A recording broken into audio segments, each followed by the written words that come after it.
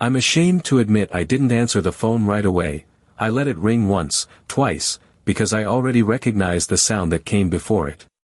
The wet, ragged breathing of something dying that I've heard enough times to know better than to hope. In those 11 seconds, I stood frozen in the dark, counting the gap between each shuddering inhale, and I knew exactly which crate in the back of the truck was empty. Which name was stenciled on the side, and that this call would be the one that proved I'd been lying to myself about being ready. What I can't bring myself to say out loud is that when I finally picked up and heard Sophie say, "It's a bad one. Wes is already en route," I felt relief, because for one sick, stupid second, I thought the crate had finally been filled. The crate is still in the back of the truck.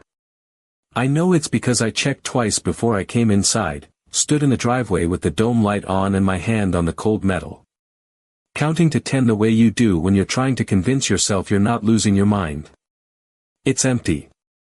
It's been empty for 3 months. But I still check. Here's what I remember about the first call in the new truck. We'd had the vehicle for 6 days. 6 days of that new car smell mixing with the scent of industrial disinfectant and the particular mustiness of brand new transport crates. The crates came in alarm red, which was fine, but the truck itself was that electric yellow-green the donor insisted on. "Visibility," she said. "I want every driver on the 101 to see you coming." Her name was Margaret Chen, and she wrote the check for the entire vehicle out of her own savings after her husband died. That was the condition. She would fund the truck if we painted it the color of safety vests and named it after him. We named it Wes. The night of the first call, I was at the station doing inventory. Sophie was on dispatch. She called me at 10:47 p.m. A fox hit on Mulholland, just past the overlook. Someone had pulled over, called it in, waited with hazards on. Sophie said the caller sounded young, maybe 16, and he was crying. Not because he was scared. Because the fox was still alive, and he didn't know what to do with that. I'd like to say I felt something noble at that point. Purpose. Readiness. Instead I felt the weight of the new truck, the new crate, the name Wes stenciled on the side in reflective lettering. I felt like I was driving something that belonged to a dead man, and I didn't know if I was worthy of it yet. The drive up Mulholland takes 17 minutes from the station at night. I've clocked it. You learn the geography of your failures in this work, the exact distance between where you are and where you need to be. 17 minutes is too long for an animal with internal bleeding. 17 minutes is an eternity when you're the one in the back of a stranger's car, staring at something that can't understand you're trying to help. The crate is 43 inches long, 27 inches wide, 31 inches high. Hand-welded aluminum frame with reinforced corners. The door slides up and locks with a pin. There's a false floor made of recycled rubber matting so the animal doesn't slide around during transport. I know these dimensions because I built this crate myself, 3 years ago, before the new truck. I built it in my garage over 2 weekends, measuring and cutting and welding. Because the old crate was too small for a deer fawn we tried to transport, and the fawn had died before we reached the vet. I told myself it wasn't my fault. The crate was standard. The injuries were too severe. But I measured the next one twice, 3 times, until my knuckles ached from gripping the tape measure. This is what keeps me awake. Not the fox. I mean, not the donor. Not even the crash itself. It's the moment I opened the crate door for the second time that night. Let me back up. The fox was a female, maybe 2 years old. Leg broken, some road rash, but her eyes were clear and she was alert. That's the first thing I look for. The eyes. If they're there, if they're tracking, you have time. I got her into the crate in under 60 seconds. She didn't fight. That should have told me something, but I was focused on the protocol. Secure the animal. Assess the injuries. Transport to the rehab center. The protocol is what keeps you from thinking. Sophie met me at the center.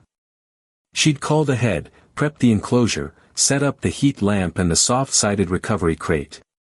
We transferred the fox, started fluids, cleaned the wounds. The vet came in at midnight. She said the leg could be saved but the tail was gone, degloved, nothing to do but amputate. She said it matter-of-factly, the way you talk about the weather when you've seen 1,000 broken animals. I stayed for the surgery. I held the fox's head, spoke to her in that low voice you use when you want someone to know they're not alone, even if they can't understand the words. She survived the surgery. She made it through the night. She died 3 days later. The vet said it was a blood clot. Undetectable. Unpreventable. Standard post-surgical complication. She said it with her hands flat on the table, palms down, like she was pressing the words into the surface. I don't think she was trying to comfort me. I think she was trying to convince herself. The real mistake here is thinking that the animal's death is the thing that breaks you. It's not. What breaks you is the moment after. The silence. The crate sitting open in the corner, still smelling like the pine shavings you changed that morning. The spot on the floor where the heat lamp cast its circle of orange light, now just a patch of empty tile. The protocol ends, and there's nothing to replace it with. You don't know what to do with your hands. Margaret Chen came to the station 2 weeks later. She wanted to see the truck. She'd never seen it in person, only the photos we'd sent. She was a small woman, maybe 65, with a haircut that looked like she'd given it to herself in a bathroom mirror. Quietly, she walked around the vehicle twice, touching the lettering, running her fingers along the edge of the crate. I stood by the driver's door and watched her. "You've already used it," she said. "Yes. And that's why, when I checked the crate at 3 a.m., I'm not looking for an animal, I'm listening for that same sound to prove I didn't just imagine what I heard the first time." "How many calls?" 12. She nodded, still looking at the crate. "My husband couldn't handle the sight of blood. He'd pass out at the dentist. But he loved animals. He used to feed the crows in our backyard. They'd follow him to the car." I didn't know what to say to that. I still don't. She asked if she could see the logbook. The one where we record every call, every animal, every outcome. I handed it to her, and she flipped through the pages slowly, reading each entry.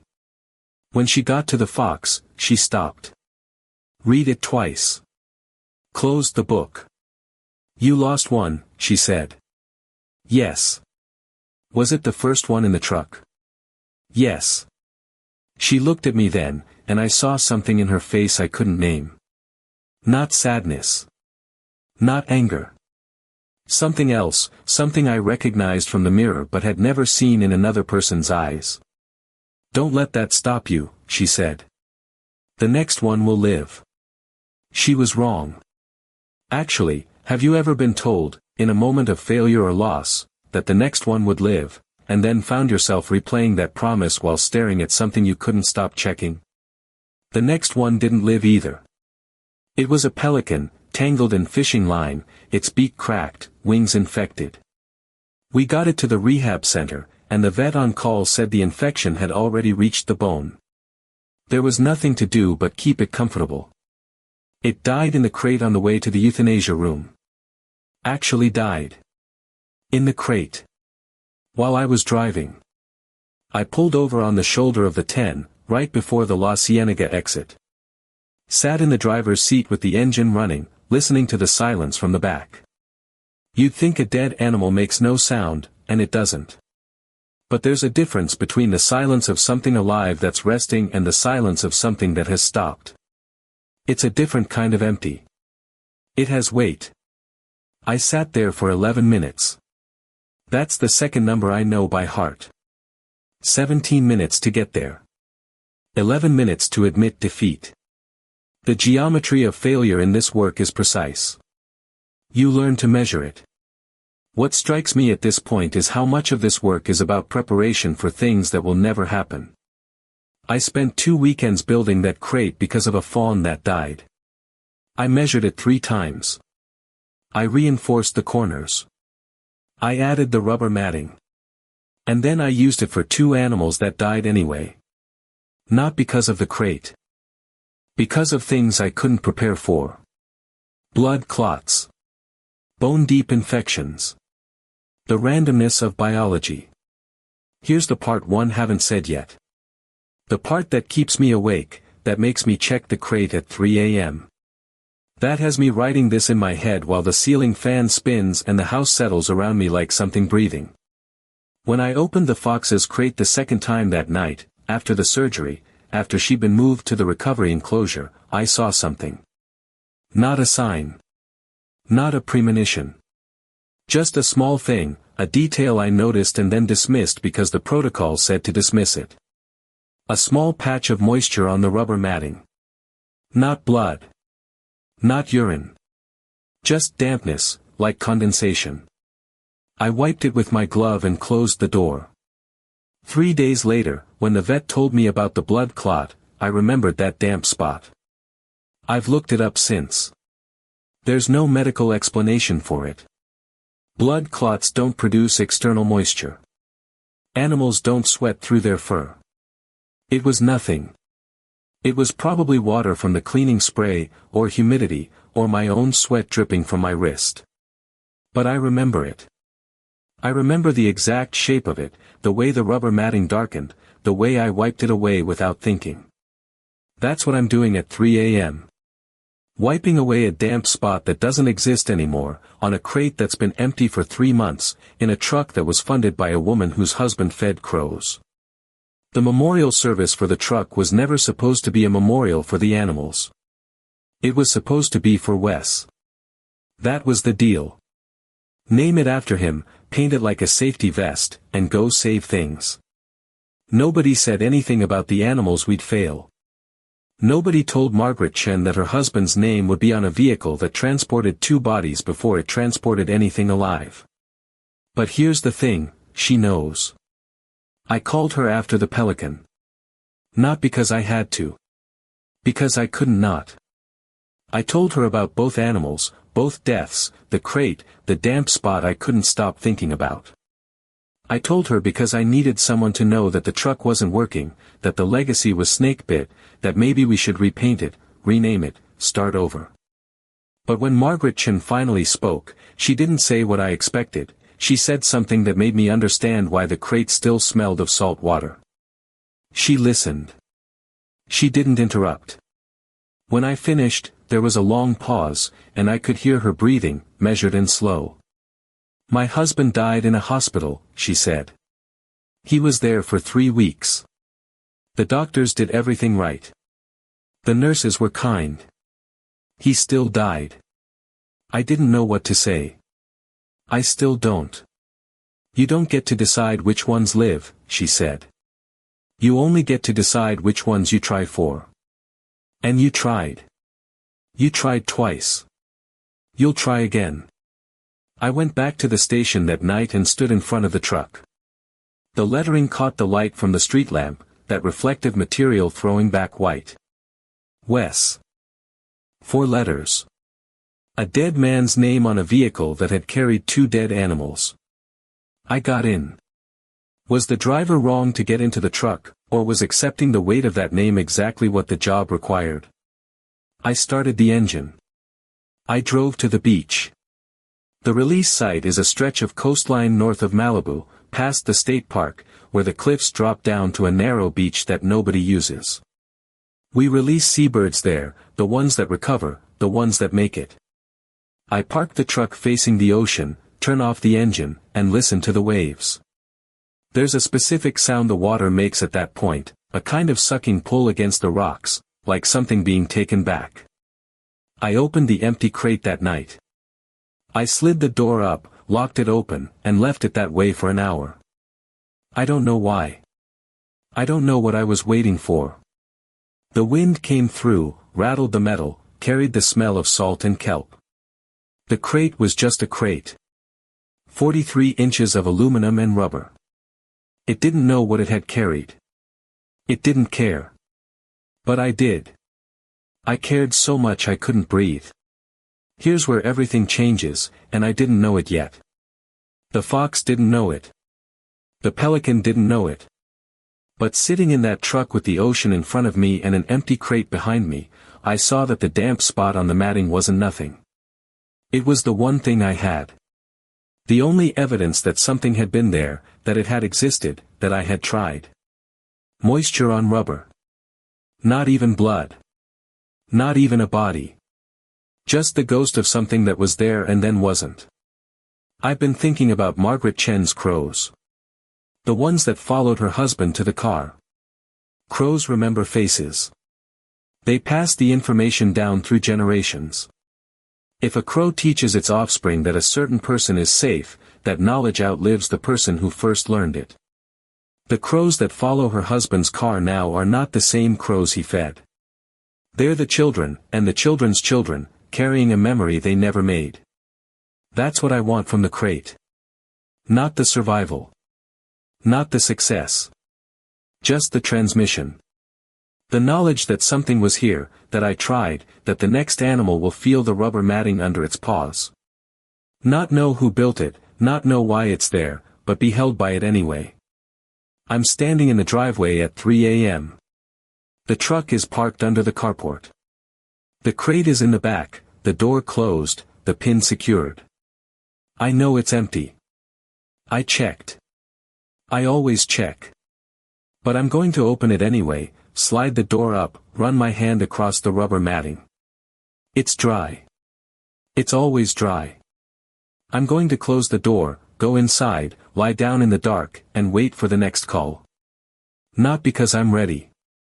Not because I believe the next one will live. Because I'm the one who answers. The memorial we made for the truck wasn't a plaque or a ceremony. It was just the name. Wes. 4 letters on a yellow-green truck driven by a man who checks an empty crate at 3 a.m. The animals that died don't have names. The fox was just a fox. The pelican was just a pelican. But they were carried in something that was built for a dead man, funded by a widow, driven by someone who can't stop measuring the distances. I want to ask you something. Have you ever held something that died anyway? Not a person. An animal. A dog, a cat, a bird, a fox that looked at you with clear eyes and then stopped. What did you do with your hands afterward? I don't have an answer for why I checked the crate tonight.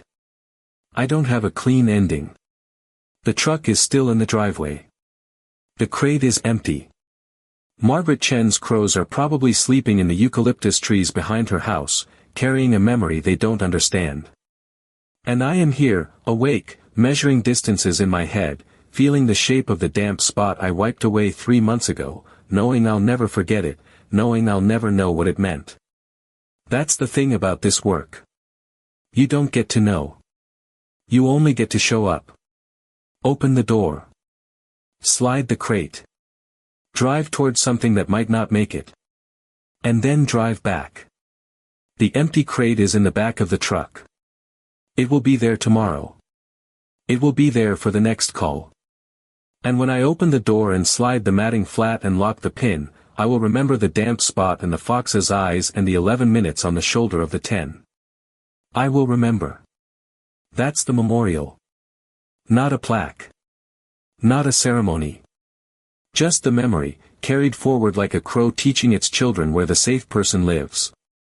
That damp spot you wiped away but never scrubbed off, would you ever tell anyone where it came from? If this story made you feel the weight of carrying a memory no one else can see, that's what the like button is for. If you're someone who still checks an empty crate at 3 a.m., this channel is where you belong.